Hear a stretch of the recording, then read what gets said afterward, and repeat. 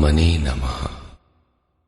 यथार्थ गीता श्रीमद् भगवत गीता अथ चतुर्दशोऽध्यायः। पिछले अनेक अध्यायों में योगेश्वर श्री कृष्ण ने ज्ञान का स्वरूप स्पष्ट किया। अध्याय 4 के 19वें श्लोक में उन्होंने बताया कि जिस पुरुष द्वारा संपूर्णता से आरंभ किया हुआ नियत कर्म का आचरण क्रमशः उत्थान होते होते इतना सूक्ष्म हो गया कि कामना और संकल्प का सर्वथा शमन हो गया, उस समय जिसे वो जानना चाहता है उसकी प्रत्यक्ष अनुभूति हो जाती है। उसी अनुभूति का नाम ज्ञान है। 13वें अध्याय में ज्ञान को परिभाषित किया। अध्यात्म ज्ञान नितत्वम तत्व ज्ञानार्थ दर्शनम। आत्मज्ञान में एक रस स्थिति और तत्व के अर्थ स्वरूप परमात्मा का प्रत्यक्ष दर्शन ज्ञान है। क्षेत्र क्षेत्रज्ञ के भेद को विदित कर लेने के पश्चात ही ज्ञान है। ज्ञान का अर्थ शास्त्रार्थ नहीं, शास्त्रों को याद कर लेना ही ज्ञान नहीं है। अभ्यास की वो अवस्था ज्ञान है जहां वो तत्व विदित होता है। परमात्मा के साक्षात्कार के साथ मिलने वाली अनुभूति का नाम ज्ञान है। इसके विपरीत सब कुछ अज्ञान है। इस प्रकार सब कुछ बता लेने पर भी प्रस्तुत अध्याय 14 में योगेश्वर श्री कृष्ण कहते हैं कि अर्जुन, उन ज्ञानों में भी परम उत्तम ज्ञान को मैं फिर भी तेरे लिए कहूंगा। योगेश्वर उसी की पुनरावृत्ति करने जा रहे हैं, क्योंकि शास्त्र सुचिंतित पुनि पुनि देखिए। भली प्रकार चिंतन किया हुआ शास्त्र भी बार बार देखना चाहिए। इतना ही नहीं, ज्यों ज्यों आप साधन पथ पर अग्रसर होंगे, ज्यों ज्यों उस इष्ट में प्रवेश पाते जाएंगे, त्यों त्यों ब्रह्म से नवीन नवीन अनुभूति मिलेगी। ये जानकारी सद्गुरु महापुरुष ही देते हैं। इसलिए श्री कृष्ण कहते हैं, मैं फिर भी कहूंगा। श्री भगवान उवाच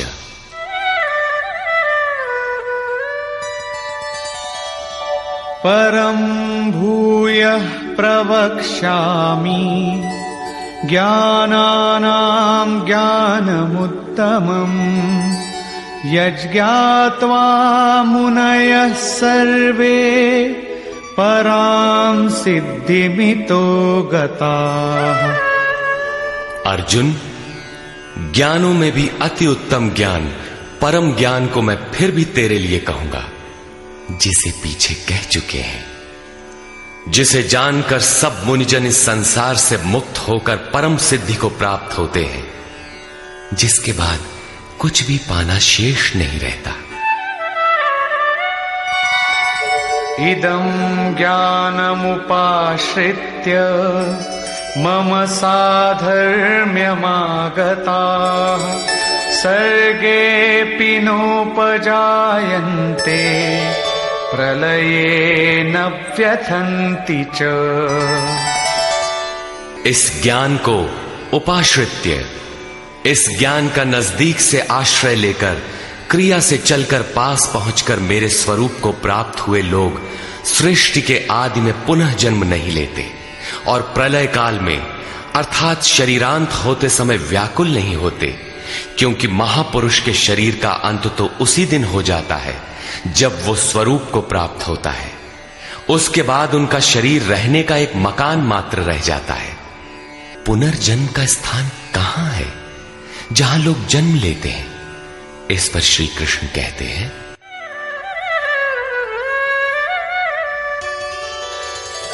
मम योनिर्महद् ब्रह्म तस्मिन् गर्भं दधाम्यहम् सम्भवः सर्वभूतानां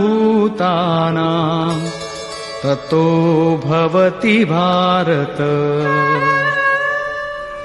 हे अर्जुन, मेरी महद ब्रह्म अर्थात अष्टधा मूल प्रकृति संपूर्ण भूतों की योनि है और उसमें मैं चेतन रूपी बीज को स्थापित करता हूं। उस जड़ चेतन के संयोग से सभी भूतों की उत्पत्ति होती है। सर्वयोनिषु कौन्तेय मूर्तयः सम्भवन्ति याः तासां ब्रह्ममहद्योनिः अहं बीजप्रदः पिता। कौन्तेय, सब योनियों में जितने शरीर उत्पन्न होते हैं उन सब की योनि गर्भ धारण करने वाली माता 8 भेदों वाली मूल प्रकृति है और मैं ही बीज को स्थापन करने वाला पिता हूं। अन्य कोई न माता है न पिता। जब तक जड़ चेतन का संयोग रहेगा जन्म होते रहेंगे, निमित्त तो कोई न कोई बनता ही रहेगा। चेतन आत्मा जड़ प्रकृति में क्यों बंध जाती है? इस पर कहते हैं सत्वं रजस्तम इति गुणाः प्रकृति संभवाः निबध्नन्ति महाबाहो देहे देहिनमव्ययम्। महाबाहु अर्जुन, सत्वगुण, रजोगुण और तमोगुण प्रकृति से उत्पन्न हुए तीनों गुण ही इस अविनाशी जीवात्मा को शरीर में बांधते हैं। किस प्रकार? तत्र सत्वं निर्मलत्वात् प्रकाशकमनामयम् सुखसंगेन बध्नाति ज्ञानसंगेन चानघ। निष्पाप अर्जुन, उन तीनों गुणों में प्रकाश करने वाला निर्विकार सत्व गुण तो निर्मलत्वात्, निर्मल होने के कारण सुख और ज्ञान की आसक्ति से आत्मा को शरीर में बांधता है। सत्व गुण भी बंधन ही है। अंतर इतना ही है कि सुख एकमात्र परमात्मा में है और ज्ञान साक्षात्कार का नाम है। सत्व गुणी तब तक बंधा है जब तक परमात्मा का साक्षात्कार नहीं हो जाता। रजो रागात्मकं विद्धि तृष्णा संगसमुद्भवम् तन्निबध्नाति कौन्तेय कर्म संगेन देहिनम्। हे अर्जुन, राग का जीता जागता स्वरूप रजोगुण है। इसे तू कर्म संगेन, कामना और आसक्ति से उत्पन्न हुआ जान। वो जीवात्मा को कर्म और उसके फल की आसक्ति में बांधता है। वो कर्म में प्रवृत्ति देता है। तमस्त्वं ज्ञानजं विद्धि मोहनं सर्वदेहिनां प्रमादालस्य निद्राभिः तन्निबध्नाति भारत। अर्जुन, समस्त देहधारियों को मोहने वाले तमोगुण को तू अज्ञान से उत्पन्न हुआ जान। वो इस आत्मा को प्रमाद अर्थात व्यर्थ की चेष्टा, आलस्य की कल करेंगे और निद्रा द्वारा बांधता है। निद्रा का अर्थ ये नहीं कि तमोगुणी अधिक सोता है, शरीर सोता हो, ऐसी बात नहीं। या निशा सर्वभूतानाम तस्याम जागर्ति संयमी। जगत ही रात्रि है। तमोगुणी व्यक्ति इस जगत रूपी निशा में रात दिन व्यस्त रहता है, प्रकाश स्वरूप की ओर अचेत रहता है। यही तमोगुणी निद्रा है। जो इसमें फंसा है सोता है। अब तीनों गुणों के बंधन का सामूहिक स्वरूप बताते हैं। सत्वं सुखे संजयति रजः कर्मणि भारत ज्ञानमावृत्य तु तमः प्रमादे संजयत्युत। अर्जुन, सत्वगुण सुख में लगाता है, शाश्वत परम सुख की धारा में लगाता है। रजोगुण कर्म में प्रवृत्त करता है और तमोगुण ज्ञान को आच्छादित करके प्रमाद में अर्थात अंतःकरण की व्यर्थ चेष्टाओं में लगाता है। जब गुण एक ही स्थान पर एक ही हृदय में हैं, तो अलग अलग कैसे विभक्त हो जाते हैं? इस पर योगेश्वर श्री कृष्ण बताते हैं,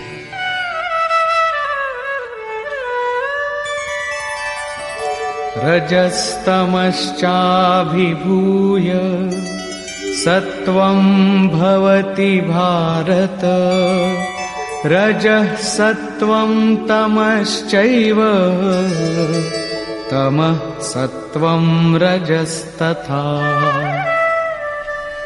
हे अर्जुन, रजोगुण और तमोगुण को दबाकर सत्वगुण बढ़ता है, वैसे ही सत्वगुण और तमोगुण को दबाकर रजोगुण बढ़ता है, तथा इसी प्रकार रजोगुण और सत्वगुण को दबाकर तमोगुण बढ़ता है।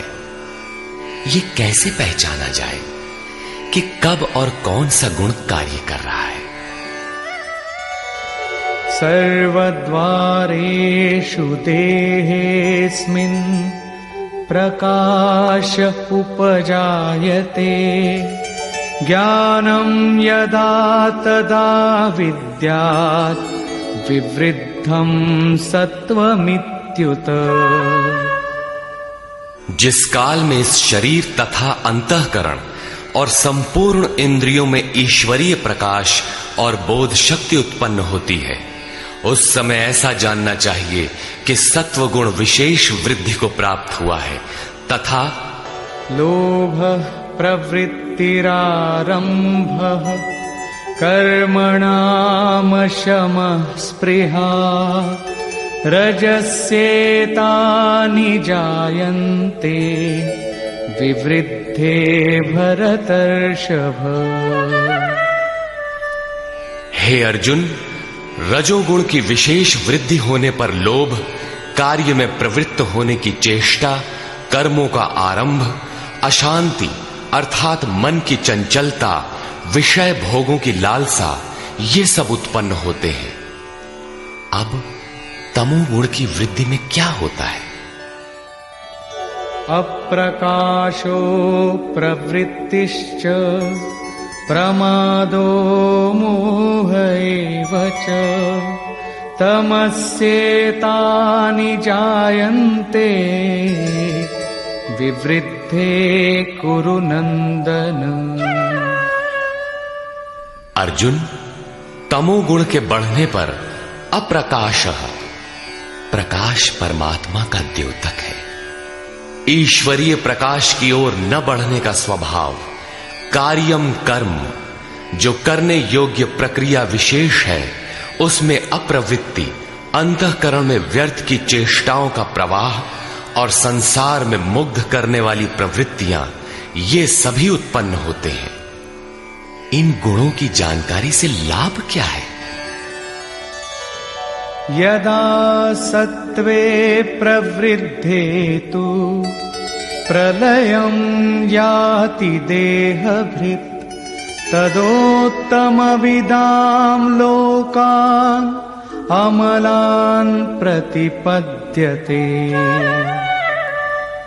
जब ये जीवात्मा सत्व गुण की वृद्धि काल में मृत्यु को प्राप्त होता है, शरीर त्याग करता है, तब उत्तम कर्म करने वालों के मल रहित दिव्य लोकों को प्राप्त होता है, तथा रजसि प्रलयं गत्वा कर्म संगिषु जायते, तथा प्रलीनस्तमसि मूढ़योनिषु जायते। रजोगुण की वृद्धि होने पर मृत्यु को प्राप्त होने वाला कर्मों की आसक्ति वाले मनुष्यों में जन्म लेता है, तथा तमोगुण की वृद्धि में मरा हुआ पुरुष मूढ़ योनियों में जन्म लेता है, जिसमें कीट पतंगादि पर्यंत योनियों का विस्तार है। अतः गुणों में भी मनुष्यों को सात्विक गुणों वाला होना चाहिए। प्रकृति का ये बैंक आपके अर्जित गुणों को मृत्यु के उपरांत भी उन्हें आपको सुरक्षित लौटाता है। अब देखें इसका परिणाम। कर्मणः सुकृतस्याहुः सात्विकं निर्मलं फलम्, रजसस्तु फलं दुःखम्, अज्ञानं तमसः फलम्। सात्विक कर्म का फल सात्विक, निर्मल सुख, ज्ञान और वैराग्यादि कहा गया है। राजस कर्म का फल दुख और तामस कर्म का फल अज्ञान है। तथा सत्वात् संजायते ज्ञानम् रजसो लोभ एव च प्रमादमोहौ तमसो भवतो ज्ञानमेव च। सत्व गुण से ज्ञान उत्पन्न होता है। ईश्वरीय अनुभूति का नाम ज्ञान है। ईश्वरीय अनुभूति का प्रवाह होता है। रजोगुण से निसंदेह लोभ उत्पन्न होता है तथा तमोगुण से प्रमाद, मोह, आलस्य अर्थात अज्ञान ही उत्पन्न होता है। ये उत्पन्न होकर कौन सी गति देते हैं? ऊर्ध्वं गच्छन्ति सत्त्वस्था मध्ये तिष्ठन्ति राजसाः जघन्यगुणवृत्तिस्था अधो गच्छन्ति तामसाः। सत्व गुण में स्थित हुआ पुरुष ऊर्ध्व मूलम, उस मूल परमात्मा की ओर प्रवाहित होता है, निर्मल लोकों में जाता है। रजोगुण में स्थित राजस पुरुष मध्यम श्रेणी के मनुष्य होते हैं, जिनके पास न सात्विकम विवेक वैराग्य ही होता है और न अधम कीट पतंग योनियों में जाते हैं, बल्कि पुनर्जन्म को प्राप्त होते हैं।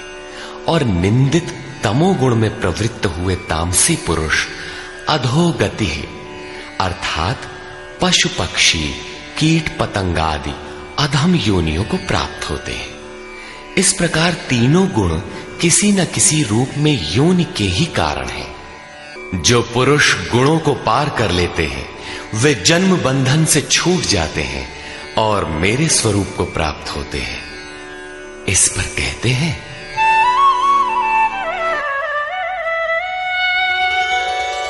नान्यं गुणेभ्यः कर्तारम् यदा द्रष्टानुपश्यति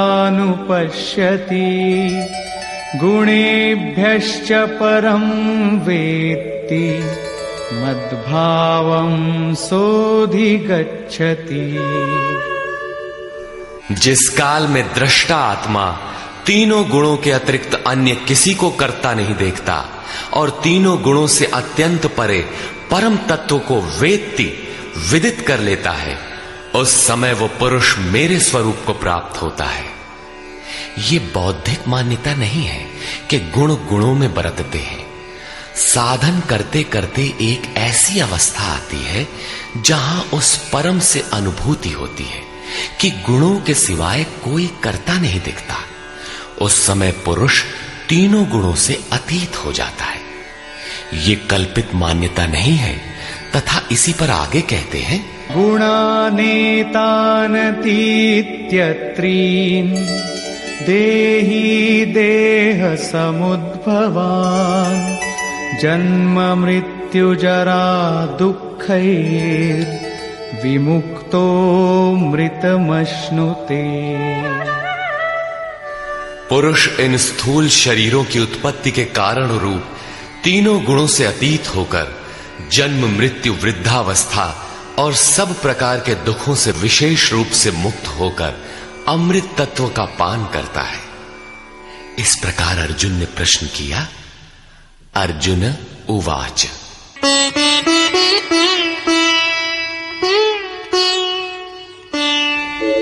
कैर्लिङ्गैः स्त्रीन् गुणानेता अतीतो भवति प्रभो किमाचारः कथं चैतान् स्त्रीन् गुणानतिवर्तते। प्रभु, इन तीनों गुणों से अतीत हुआ पुरुष किन किन लक्षणों से युक्त होता है और किस प्रकार के आचरणों वाला होता है तथा मनुष्य किस उपाय से इन तीनों गुणों से अतीत होता है। श्री भगवान उवाच प्रकाशञ्च प्रवृत्तिञ्च मोहमेव च पाण्डव न द्वेष्टि सम्प्रवृत्तानि न निवृत्तानि काङ्क्षति। अर्जुन के उपर्युक्त तीनों प्रश्नों का उत्तर देते हुए योगेश्वर श्री कृष्ण ने कहा, अर्जुन, जो पुरुष सत्व गुण के कार्य रूप ईश्वरीय प्रकाश, रजोगुण के कार्य रूप प्रवृत्ति और तमोगुण के कार्य रूप मोह को न तो प्रवृत्त होने पर बुरा समझता है और न निवृत्त होने पर उनकी आकांक्षा ही करता है, तथा उदासीनवदासीनो गुणैर्यो न विचाल्यते गुणावर्तन्त इत्येव योऽवतिष्ठति नेङ्गते। जो इस प्रकार उदासीन के सदृश स्थित हुआ गुणों द्वारा विचलित नहीं किया जा सकता, गुण गुण में ही बरतते हैं, ऐसा यथार्थतः जानकर उस स्थिति से चलायमान नहीं होता, तभी वो गुणों से अतीत होता है। समदुःख सुख स्वस्थः समलोष्टाश्मकाञ्चनः तुल्यप्रिया प्रियो धीरस् तुल्यनिन्दात्मसंस्तुतिः।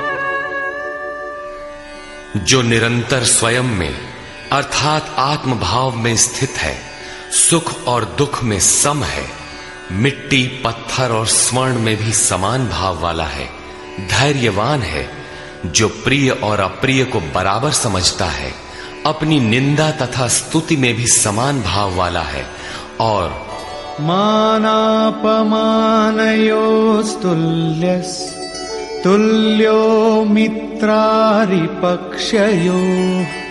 सर्वारंभ परित्यागी गुणातीतः स उच्यते। जो मान और अपमान में सम है, मित्र और शत्रु पक्ष में भी सम है, वो संपूर्ण आरंभों से रहित हुआ पुरुष गुणातीत कहा जाता है। श्लोक 22 से 25 तक गुणों से अतीत पुरुष के लक्षण और आचरण बताए गए कि वो चलायमान नहीं होता, गुणों के द्वारा विचलित नहीं किया जा सकता, स्थिर रहता है। अब प्रस्तुत है गुणों से अतीत होने की विधि।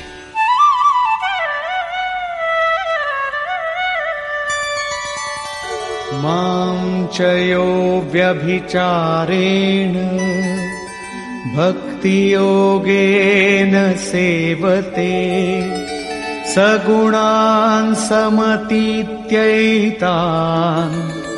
ब्रह्म भूयाय कल्पते। जो पुरुष अव्यभिचारिणी भक्ति द्वारा अर्थात इष्ट के अतिरिक्त अन्य सांसारिक स्मरणों से सर्वथा रहित होकर योग द्वारा अर्थात उसी नियत कर्म द्वारा मुझे निरंतर भजता है, वो इन तीनों गुणों का अच्छी प्रकार उल्लंघन करके पर ब्रह्म के साथ एक होने के योग्य होता है, जिसका नाम कल्प है। ब्रह्म के साथ एक ही भाव हो जाना ही वास्तविक कल्प है।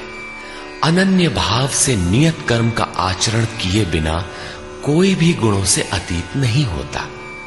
अंत में योगेश्वर निर्णय देते हैं,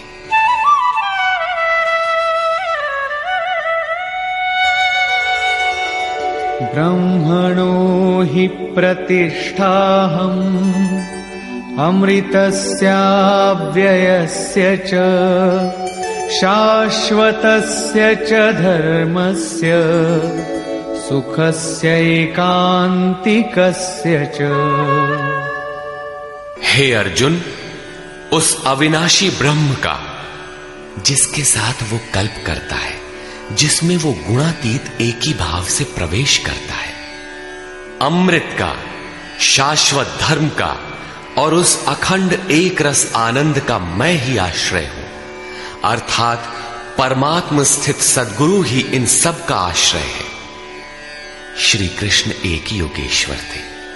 अब यदि आपको अव्यक्त अविनाशी ब्रह्म, शाश्वत धर्म, अखंड एक रस आनंद की आवश्यकता है तो किसी तत्व स्थित अव्यक्त स्थित महापुरुष की शरण लें। उनके द्वारा ही यह संभव है।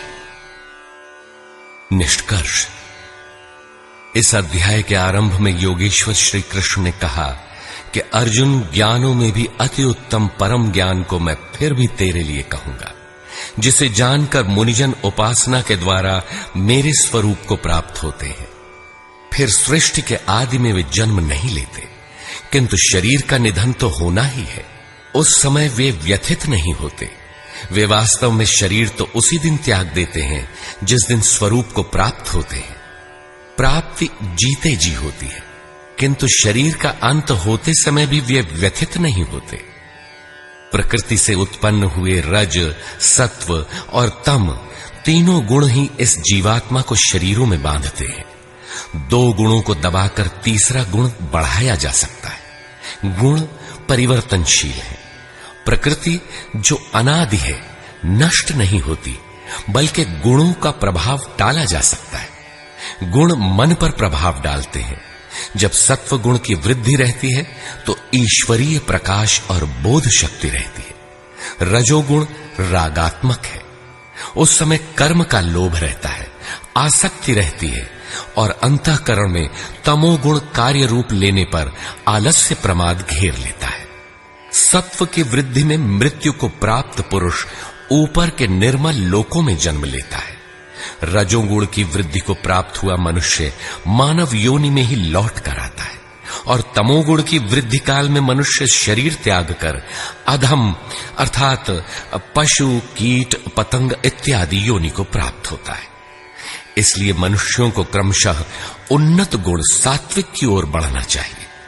वस्तुतः तीनों गुण किसी न किसी योनि के ही कारण है। गुण ही आत्मा को शरीरों में बांधते हैं, इसलिए गुणों से अतीत होना चाहिए। वे जिससे मुक्त होते हैं उसका स्वरूप बताते हुए योगेश्वर ने कहा, अष्टधा मूल प्रकृति गर्भ को धारण करने वाली माता है और मैं ही बीज रूप पिता हूं। अन्य न कोई माता है न पिता। जब तक यह क्रम रहेगा तब तक चराचर जगत में निमित्त रूप से कोई न कोई माता पिता बनते रहेंगे, किंतु वस्तुतः प्रकृति ही माता है, मैं ही पिता हूं। अर्जुन ने 3 प्रश्न किए। गुणातीत पुरुष के क्या लक्षण हैं, क्या आचरण है, और किस उपाय से मनुष्य इन तीनों गुणों से अतीत होता है। इस पर योगेश्वर श्री कृष्ण ने गुणातीत पुरुष के लक्षण और आचरण बताए, और अंत में गुणातीत होने का उपाय बताया कि जो पुरुष अव्यभिचारिणी भक्ति और योग के द्वारा निरंतर मुझे भजता है वह तीनों गुणों से अतीत हो जाता है। अन्य किसी का चिंतन न करते हुए निरंतर इष्ट का चिंतन करना अव्यभिचारिणी भक्ति है। जो संसार के संयोग वियोग से सर्वथा रहित है उसी का नाम योग है। उसको कार्य रूप देने की प्रणाली का नाम कर्म है। यज्ञ जिससे संपन्न होता है वह हरकत कर्म है। अव्यभिचारिणी भक्ति द्वारा उस नियत कर्म के आचरण से ही पुरुष तीनों गुणों से अतीत होता है और अतीत होकर ब्रह्म के साथ एक ही भाव के लिए पूर्ण कल्प को प्राप्त करने के लिए योग्य होता है। गुण जिस मन पर प्रभाव डालते हैं उसके विलय होते ही ब्रह्म के साथ एक ही भाव हो जाता है। यही वास्तविक कल्प है। अतः बिना भजन किए कोई गुणों से अतीत नहीं होता। अंत में योगेश्वर श्री कृष्ण निर्णय देते हैं, वह गुणातीत पुरुष जिस ब्रह्म के साथ एक ही भाव में स्थित होता है उस ब्रह्म का, अमृत तत्व का, शाश्वत धर्म का और अखंड एक रस आनंद का मैं ही आश्रय हूं, अर्थात प्रधान करता हूं। अब तो श्री कृष्ण चले गए। अब वह आश्रय तो चला गया, तब तो बड़े संशय की बात है, वह आश्रय अब कहां मिलेगा। लेकिन नहीं, श्री कृष्ण ने अपना परिचय दिया है कि वे एक योगी थे, स्वरूपस्थ महापुरुष थे। शिष्यस्ते अहम शाधिमाम त्वाम प्रपन्नम। अर्जुन ने कहा, मैं आपका शिष्य हूं, आपकी शरण हूं, मुझे संभालिए। स्थान स्थान पर श्री कृष्ण ने अपना परिचय दिया, स्थित प्रज्ञ महापुरुष के लक्षण बताए और उनसे अपनी तुलना की। अतः स्पष्ट है कि श्री कृष्ण एक महात्मा योगी थे। अब यदि आपको अखंड एक रस आनंद, शाश्वत धर्म अथवा अमृत तत्व की आवश्यकता है तो इन सब की प्राप्ति के स्रोत एकमात्र सद्गुरु हैं। सीधे पुस्तक पढ़कर इसे कोई नहीं पा सकता। जब वही महापुरुष आत्मा से अभिन्न होकर रथी हो जाते हैं तो शनैः शनैः अनुरागी को संचालित करते हुए उसके स्वरूप तक, जिनमें वे स्वयं प्रतिष्ठित हैं, पहुंचा देते हैं। वही एकमात्र माध्यम है। इस प्रकार योगेश्वर श्री कृष्ण ने अपने को सबका आश्रय बताते हुए इस 14वें अध्याय का समापन किया, जिसमें गुणों का विस्तार से वर्णन है। अतः तत्सदिति श्रीमद् भगवद गीता सूपनिषत्सु ब्रह्म विद्यायाम योग शास्त्रे श्री कृष्णार्जुन संवादे गुणत्रय विभाग योगो नाम चतुर्दशोऽध्यायः। इस प्रकार स्वामी अड़गड़ानंद कृत श्रीमद् भगवद गीता के भाष्य यथार्थ गीता का 14वां अध्याय पूर्ण हुआ। हरि ओम तत्सत्।